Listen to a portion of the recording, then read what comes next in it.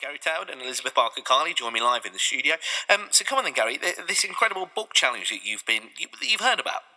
Well, yeah, I mean, you know that I'm on a bit of a mission to try to get people reading more. I'd love people to read more, and there are all sorts of reasons for doing that. But I was doing an author visit in Rawlins Academy in Quorn last week, and so my author visit sort of went ahead, and I did my presentations, and at the end, I helped them launch this challenge with a group of Year 7s. So that's 11-year-olds in real money, and this was called Around the World in 80 Books. Okay. And it was to extend their reading and challenge them to read more. So if you think about the Jules Verne novel, Around the World in 80 Days, the idea is that you read a book and it is, let's say, set in England.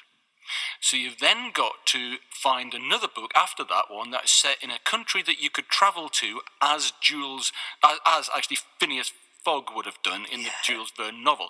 Now, a lot of people think that there was a hot air balloon because there was one in the movie, but there wasn't one in the novel. So it's actually got to be... I always thought there was a hot air balloon. So how did he get around then? So he got around by train or by carriage or by boat.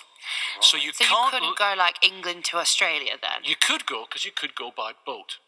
So you could go from England to Australia by boat. It'd take a long time, wouldn't it? It would do. So, or you could go England to France, but you couldn't go, say, France to Mongolia because you couldn't leap over other countries to get to. See what you're saying. You'd have to travel to Mongolia by sort of adjacent countries. So the idea is that what the kids do is they've got this massive map up in the resource centre, the library, and the kids have all been given passports. They've got stamps in, which is a special stamp. Wow. The kids have to say which book they're going to read the book, nominate the country, then the librarian will do a quiz, which is 10 quiz questions. They've got to get 6 out of 10 to say that they've read it. They get their passport stamped and they moved on to the next one. And I just think that is absolutely inspirational in terms of getting kids out of their comfort zone to read different books, different genres. They've got to cover different continents. Antarctica is like sort of neither here nor there. They can do it or they can not do it because it's pretty hard to find a book set in Antarctica, but you can only use one setting from one book. So I know when I got there were quite a number of kids who bought my book and they were going to use either England or Belgium, but they couldn't use both. Right. So you can't cheat. You can't do two places. So I've already done the quiz for them for my book, and so some of them will be taking that quiz now because they've finished my book. I know that. But I started and I thought I've got to do this.